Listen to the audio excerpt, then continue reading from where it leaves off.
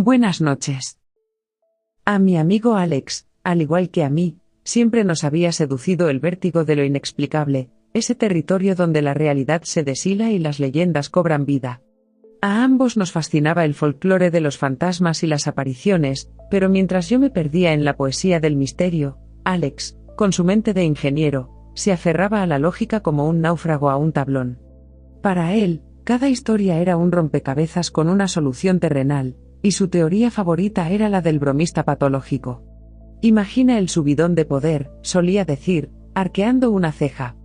La atención, el drama, convertirte en el epicentro de la conversación en cada bar y cada reunión familiar. Es el escenario perfecto para quien necesita desesperadamente que el mundo mire hacia él, aunque sea a través de una máscara de terror. No descartaba, por supuesto, a las almas cándidas, esas mentes que, bañadas en el miedo, transforman la sombra de una rama en un espectro, y el susurro del viento en una advertencia del más allá. Pero la hipótesis del espíritu, de la entidad genuina y desencarnada, era para él un absurdo, un cuento para calmar a niños y a mentes perezosas. Nunca, jamás, la había contemplado como una posibilidad real. Hasta hace unos meses, cuando su racionalidad de acero comenzó a oxidarse. Fue una noche de diciembre, gélida y húmeda, en la que el aire cortaba como un cuchillo. Alex venía de un acto académico, una presentación sobre robótica avanzada de un antiguo compañero de la universidad. El evento, seco y pretencioso, había derivado en una barra libre donde las copas de whisky se sucedieron con más facilidad que los aplausos. El alcohol, mezclado con una noche de insomnio, había tejido una manta de niebla sobre sus sentidos. Conducía por una carretera de serpenteo que se enroscaba en las entrañas de una montaña solitaria, un lugar donde el asfalto parecía la única cicatriz en un rostro de bosque y piedra. Sus párpados pesaban como plomo, y el mundo parpadeaba a través de un velo de somnolencia. Sabiendo que era una cuestión de tiempo antes de que el sueño se apoderara del volante, se detuvo en un arcén de grava. Apretó el freno, apagó el motor y se bajó del coche. El frío lo golpeó con una ferocidad brutal, un golpe seco que le robó el aliento, y le abrió los ojos de par en par.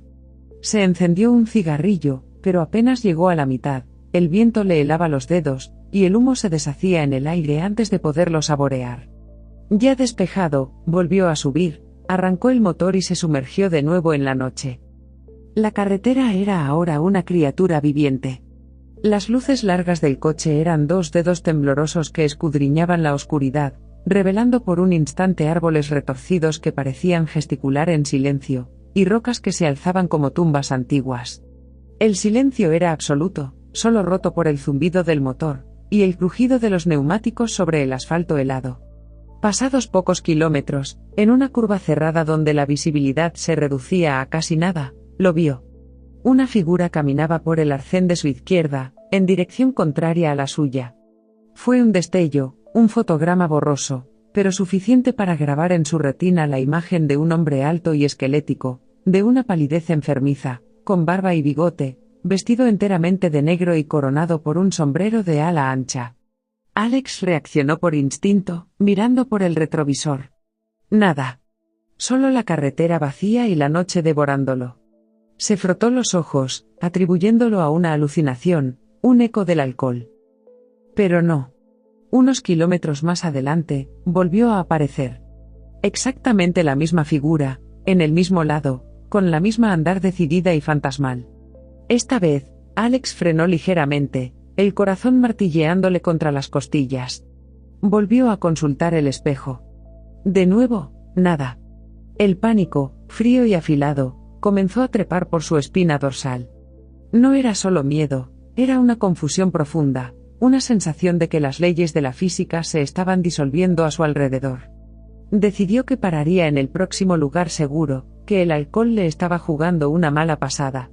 Pero no le dio tiempo. El hombre estaba frente a él. No surgió de la nada, no caminó desde el arcén. Simplemente, estaba ahí.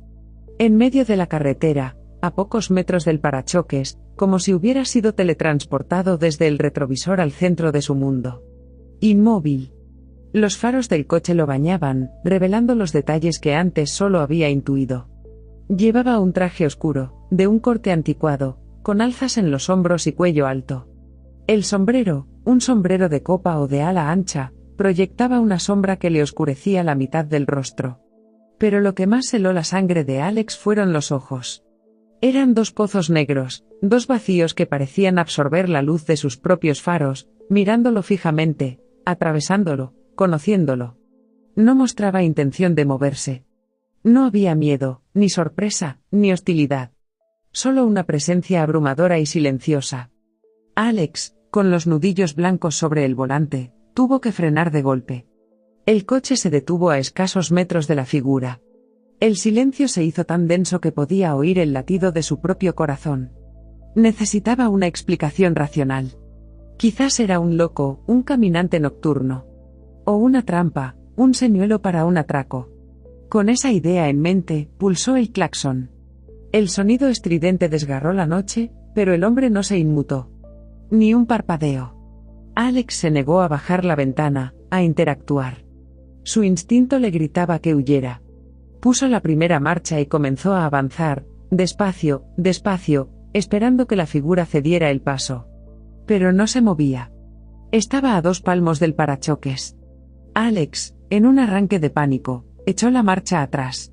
Y entonces, ocurrió algo que su mente nunca podría procesar del todo. Una niebla densa y repentina, como si el suelo la exhalara, comenzó a envolver al hombre. No era una niebla normal, se movía con él, se adhería a él. Y la figura comenzó a caminar hacia el coche, no a través de la niebla, sino siendo esa misma niebla que avanzaba. Alex seguía yendo hacia atrás, los pelos de punta, cuando unos faros aparecieron en la curva de enfrente. Un coche se detuvo a su lado. El conductor, un hombre de mediana edad, bajó la ventanilla con aire de preocupación. ¿Todo bien? ¿Tiene alguna avería? Alex, aliviado por la compañía, giró la cabeza para responder y señaló con un temblor hacia el frente. Es que hay un hombre. Pero no había nadie. La carretera estaba vacía. La niebla se había desvanecido con la misma rapidez con que había aparecido. El hombre había desaparecido. Alex lo buscó con la mirada, escudriñando cada centímetro de asfalto y cada sombra entre los árboles. Nada. Tragó saliva, forzando una sonrisa. No, gracias. Ya lo he arreglado. El otro conductor asintió, un poco perplejo, y se marchó. Tan pronto como estuvo solo de nuevo, Alex pisó el acelerador y no lo soltó hasta que las luces de su pueblo se convirtieron en un consuelo a lo lejos. No podía pensar. Solo necesitaba llegar a casa. Pero a mitad de camino, la necesidad de compartir aquella locura, de verbalizarla para que se volviera real, fue inmensa. Marcó mi número. Y con el manos libres, su voz temblorosa y entrecortada, me contó todo. Supe al instante que no era una broma. El terror en su voz era demasiado puro, demasiado crudo.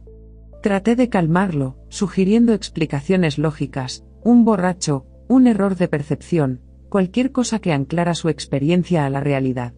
Le dije que no le diera más vueltas, que el miedo exagera. Él intentó creerme, pude oírlo en su esfuerzo por tranquilizarse, pero el germen de la duda ya había florecido en el terreno fértil de su racionalidad, y ahora crecía envenenando todo a su alrededor. Los días siguientes fueron un descenso gradual a un sutil infierno. Una semana después, lo invité a comer a mi casa. Mientras preparábamos la mesa, le pregunté por el proyecto de robótica de su excompañero, por la gente que vio, por si la presentación fue tan absurda como sonaba. Me miró con el rostro en blanco, una confusión genuina reflejada en sus ojos. ¿Proyecto de qué?, preguntó. He estado todo el fin de semana en casa, no he salido. Insistí, mencionando el nombre del chico, el lugar del evento. Nada. Era un agujero negro en su memoria. Al fin, desesperado, jugué mi última carta. Alex, ¿recuerdas al menos lo que pasó después en la carretera? ¿El hombre del sombrero? Su rostro cambió al instante. La niebla se disipó. Claro que sí, dijo, con la voz baja. A ese no lo olvidaré jamás. Le pregunté de dónde venía entonces, y después de un esfuerzo visible, logró recordar, de un evento de la universidad. ¿Verdad? Durante toda la comida lo observé, viendo cómo olvidaba nombres comunes, cómo se detenía a mitad de una frase, perdido en sus propios pensamientos. Atribuí todo al shock, al trauma de aquella noche. Me equivoqué. 3 días después me llamó a las 3 de la mañana. Su voz era un susurro rasgado, un hilo de puro terror. Me está vigilando, dijo. No lo veo, pero lo siento. Está aquí, en la casa. Siento sus ojos sobre mí, siempre. No supe qué decirle. El escepticismo que me había servido de armadura se resquebrajaba al escuchar el desamparo en la voz de mi amigo. Sin dudarlo, le dije que me quedaba con él unos días. Él aceptó, aliviado, necesitado. Los primeros 3 días en su casa fueron una calma tensa. Mi presencia parecía funcionar como un talismán, ahuyentando las sombras que solo él veía. Nos forzamos a una rutina normal, veíamos la tele, cocinábamos, hablábamos de todo menos de eso. Pero la tarde del 4.º día, la normalidad se rompió. Llegué del trabajo y, al abrir la puerta, encontré el salón a oscuras, salvo por el crepitar de la chimenea. Y allí, en el centro del resplandor anaranjado, estaba Alex. De rodillas. Con los ojos cerrados y los brazos extendidos hacia el fuego, como un sumiso sacerdote ante un dios pagano. Mi sangre se heló. Encendí la luz del salón de un golpe, y su nombre salió de mi boca como un grito. Él parpadeó, sobresaltado, como si despertara de un trance profundo. La confusión en su rostro dio paso a una sonrisa. Una sonrisa extraña, plácida, que no le llegaba a los ojos. Vamos a dar un paseo, propuso, con una calma que me resultó mucho más aterradora que su pánico anterior. Solo a pasear. Le pregunté a dónde, a qué. A ningún sitio. Solo a pasear. Un escalofrío recorrió mi espina dorsal. Cada fibra de mi ser me gritaba que dijera que no, que me fuera de allí y no volviera. Pero la curiosidad, esa maldita curiosidad que nos había unido siempre, me ancló al sitio. Acepté. El viaje en coche fue un silencio sepulcral. Él conducía con aquella sonrisa fija en el rostro, una expresión que parecía a la vez feliz y profundamente inquietante, como una máscara mal pegada. Yo no decía nada, solo observaba, sintiendo cómo el miedo se convertía en una presencia física junto a mí en el asiento. Llegamos al lugar exacto de su primer encuentro, y él detuvo el coche en el arcén, en sentido contrario al de aquella noche. Se giró hacia mí y, por primera vez en días, sus ojos parecieron estar completamente presentes. Necesito verlo otra vez, dijo, con una convicción que me heló la sangre. Sé que aparecerá. En ese instante, sentí una punzada de rechazo, un impulso de abrir la puerta y salir corriendo. Pero en el lapso de un segundo, algo cambió en mí. El miedo se transformó en una atracción magnética, un ansia febril de ser testigo de lo imposible. Salí del coche antes que él. Me encendí un cigarrillo con manos temblorosas y sonreí. Una sonrisa nerviosa, sí, pero embriagada de la misma emoción que ahora veía en el rostro de Alex. Por fin lo entendía. Él no estaba loco. Necesitaba estar ahí. Necesitaba confrontar a su fantasma para poder exorcizarlo. Iba a preguntarle si realmente creía que volvería, pero no me dio tiempo. Apenas había dado 3 caladas a mi cigarrillo cuando oí pasos a mis espaldas. Pasos secos, cruncheando sobre la grava del arcén. Al mismo tiempo, vi la expresión de Alex transformarse en una mezcla de éxtasis y terror. Me di la vuelta. No había nada. Nada. Pero los pasos continuaban, acercándose, cada vez más cerca. ¿Lo estás viendo? Me susurró Alex, con los ojos desorbitados. Te lo dije. Ha vuelto. Yo no veía a nadie. Pero podía sentirlo. Era una presión en el aire, un frío localizado, la sensación indudable de que un espacio vacío estaba, de hecho, ocupado. No, Alex, yo no veo nada. La confusión en su rostro fue total. Se quedó helado. Él no lo entendía. Y entonces, vi cómo hablaba al vacío, su voz temblorosa y respetuosa. Señor. ¿Necesita algo? ¿Está usted bien? Su cabeza se movía, sus ojos seguían el recorrido de alguien invisible que se alejaba caminando por delante del coche. Se ha ido, dijo finalmente, derrotado. Ha desaparecido otra vez. Me apoyé en el coche junto a él, y por primera vez, le dije lo que sentía. Te creo, Alex. De verdad que te creo. Y en ese momento, compartimos una certeza aterradora. El hombre del sombrero existía. No era un espía, ni un bromista, ni una sugestión colectiva. Era un espíritu, una entidad anclada a ese lugar, y por alguna razón, se había fijado en Alex. Alex respiró hondo, y vi como un peso inmenso se desprendía de sus hombros. Lo había comprobado. Lo había aceptado. Y eso, paradójicamente, lo liberaba. Decidimos volver. La experiencia había sido suficiente. De vuelta en el coche, el ambiente era diferente. Alex estaba relajado, casi eufórico. Ambos sentíamos una extraña y satisfactoria emoción, la de haber tocado el velo del otro mundo y sobrevivido para contarlo. Encendimos la radio, buscando algo tranquilo. Mi mano se dirigía al dial cuando Alex frenó de golpe. Levanté la vista y mi corazón se detuvo. Estaba allí. A unos 50 metros, en medio de nuestra carretera. El hombre del sombrero. Y esta vez, yo también lo veía. La satisfacción que había sentido se evaporó, reemplazada por un miedo primario y visceral. Era exactamente como lo había descrito Alex, el traje antiguo, la palidez mortecina, el sombrero de ala ancha. Pero había algo más. A su alrededor, la oscuridad parecía más densa, más consciente. Alex me miró, aliviado de no estar solo. Dudamos. Sigue, le dije, con la voz quebrada. Pasa de largo, no lo mires, solo sigue. Pero el hombre comenzó a caminar. Hacia nosotros. Lento, deliberado. Su mirada fija en Alex, ignorándome por completo. Llegó a la altura del coche. Y, sin romper su paso, se desvió hacia el bosque. Atravesó la carretera con una gracia sobrenatural, su figura disolviéndose entre los troncos oscuros hasta desaparecer. Alex, con un hilo de voz, murmuró, se ha ido. Pero antes de que pudiera exhalar, antes de que la tensión pudiera abandonar sus músculos, el hombre estaba de nuevo frente a nosotros. No había vuelto a salir del bosque. No había caminado. Simplemente, reapareció. En el mismo lugar, a la misma distancia, como si el tiempo se hubiera rebobinado unos segundos. Esta vez, la expresión en su rostro era diferente. No era la mirada vacía y penetrante de antes. Ahora había una intención, una inteligencia fría y amenazante en sus pozos oculares. Y entonces, unas luces tras él nos deslumbraron. No venían de lejos, surgieron de la nada, como dos soles artificiales que nos cegaban, y el mundo comenzó a girar.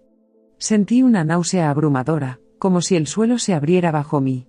La última imagen que grabó mi retina fue la de Alex, con el rostro distorsionado por el terror, gritando algo que no pude oír. Y después, solo oscuridad. Desperté en una cama de hospital. El olor a antiséptico y el pitido rítmico de un monitor a mi lado eran los únicos anclajes a la realidad. Una enfermera de rostro cansado me sonrió con lástima. Despierta, muchacha. Tuviste mucha suerte. Me hablaron de un accidente de tráfico. Un choque frontal. En el mismo tramo de carretera donde Alex y yo habíamos tenido nuestra experiencia. Me dijeron que otro coche había invadido mi carril, que el impacto había sido brutal. Me dijeron que yo estaba bien, solo con algunos golpes y una conmoción. Y luego, con la voz suave y profesional que usan para dar las malas noticias, me dijeron lo de Alex. No había sobrevivido. Y nunca he podido entenderlo. La versión oficial, la del informe policial, la de los médicos, es un cuento de hadas macabro que no encaja con mi recuerdo. No hubo otro coche. Solo el nuestro y la figura del hombre. A veces, en las noches más oscuras, me pregunto si lo que vi al final fue un truco de mi mente, una alucinación provocada por el terror para justificar lo inexplicable. O sí, quizás, el accidente fue el precio que tuvimos que pagar por atrevernos a mirar demasiado fijamente al abismo. Lo que sí sé, lo que llevo grabado a fuego en mi alma, es que el hombre del sombrero es real. Y que no se limita a ser visto. A veces, interviene. A veces, te lleva con él. Y a veces, como a mí, te devuelve al mundo, pero marcada para siempre, con un agujero en el corazón y una historia que nadie, jamás, podría llegar a creer.